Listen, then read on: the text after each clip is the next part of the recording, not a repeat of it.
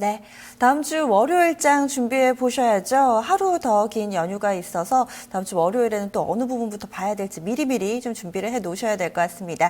자세한 내용은 현대증권의 배성진 연구원과 나누겠습니다. 안녕하세요. 네, 안녕하세요. 네, 먼저 국내 변수부터 보겠습니다. 다음 주 월요일은 어떤 부분에 집중해야 할까요? 예, 최근에 이제 국내 증시는 아무래도 이제 연말 폐장이 이제 얼마 남지 않았기 때문에 시장 전체적인 분위기가 이제 거래 대금 간소로 좀 연결이 되고 있고, 국내 변수도 사실상 이제 지금 별로 많지 않기 때문에 이제 다음 주 폐장까지는 전반적으로 큰 변수 없이 이제 마무리될 것을 좀 예상을 해볼 수가 있겠습니다. 지수 측면에서는 당초 지수 반등이 키 역할을 하고 있는 이제 환율의 하락세가 이제 빠르게 이어지지 않고 있어서, 예, 지난주에 보시면 이제 코스피는 이제 1950선을 중심으로 이제 큰 변화가 이제 없을 걸로 사실상 좀 예상을 했었는데요. 예, 그리고 이제 국내 기업 이익 증가율도 좀 둔화되고 있음에도 불구하고 이제 수급 측면에서 이제 외국인의 매도세가 이제 큰 폭으로 감소를 했고요. 예, 기관의 매수세가 계속적으로 좀 이어지면서 이제 코스피가 빠르게 상승을 성공해서 이제 2000선까지 반등한 상태다 이렇게 좀 보시면 될 것 같고요. 따라서 이제 그 다음 주도 역시 이제 영업일상 이제 3일밖에 남지 않았기 때문에 대배당에 대한 수요와 이제 외국인의 매도세 감소 영향으로 이제 지수 변동성은 크지 않을 수 있다 이렇게 좀 전망을 해볼 수가 있겠습니다. 코스닥 시장도 그 주초 반등을 좀 이어가다가 이제 재차 조정 흐름이 이어졌지만 실질적으로 수급 측면에서 양도소득세 이제 과세 요건 완화에 따른 수급 측면에서 이제 불리함이 조정의 이제 근본 원인이었다고 좀 볼 수가 있겠는데요. 금일 양도소득세 과세 요건 대상 이제 대주주 범위 확대와 관련된 이제 세법 시행령이 확정이 좀 됐습니다. 그래서 28일까 다음 주 월요일까지는 이제 지분 조정을 좀 끝내야 하겠는데요. 예, 그렇다면 이제 이에 대한 수급 측면에서 부담감이 오히려 이제 거의 마무리 국면에 접어들어 좀 볼 수가 있어서 다음 주에는 코스닥 시장에서 그에 따른 이제 반등도 조금은 좀 기대해 볼 수 있겠다 이렇게 좀 요약을 해볼 수가 있겠습니다. 그래서 전반적으로 원달러 환율의 이제 변동성이 좀 소강 상태이고요. 예, 특별한 좀 변수가 없는 상황에서 지수 흐름은 여전히 연말장세 특성상 거래량이 계속적으로 이제 소강 상태로 좀 지속되는 가운데 수급 흐름은 좁은 범위에서 이제 등락이 좀 거둘 가능성이 높다 이렇게 좀 전망을 하고 있습니다. 네, 그리고 해외 쪽에서는 오늘 밤 미국 증시는 좀 조기 폐장하죠. 어떤 네. 부분들, 이 밖에도 좀 경제 지표는 그래도 좀 꾸준히 나오는 것 같던데요. 어떤 내용들 준비되어 있나요?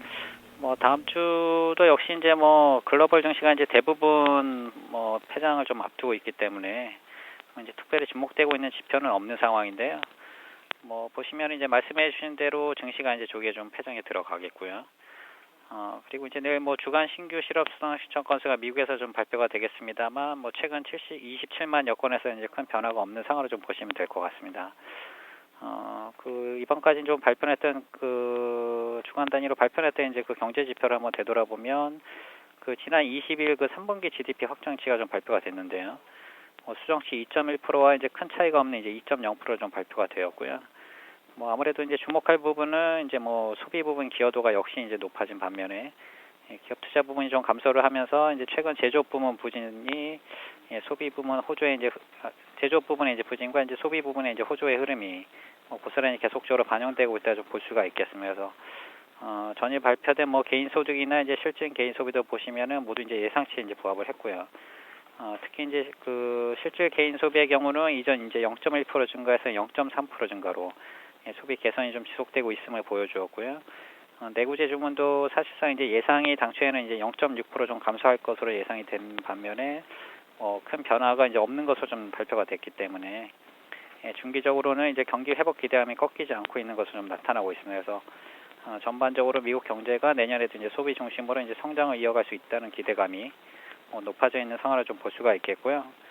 다만 최근 이제 원유 시장에서 이제 수급 불균형이 지속되고 있는데요. 이에 따라 이제 관련 사업 위축이 일정 부분 불확실성을 좀 계속적으로 높이고 있다는 점은 이제 미국 패드가 이제 강조하고 있는 금리 인상 관련 속도 조절에 대한 이제 기대감은 계속적으로 이제 높다고 이렇게 좀 볼 수가 있겠습니다. 그래서 해외 변수 역시 다음 주는 이제 많지 않은 상황이기 때문에 시장 변동성은 계속적으로 제한적이라 좀 요약을 해볼 수가 있겠습니다.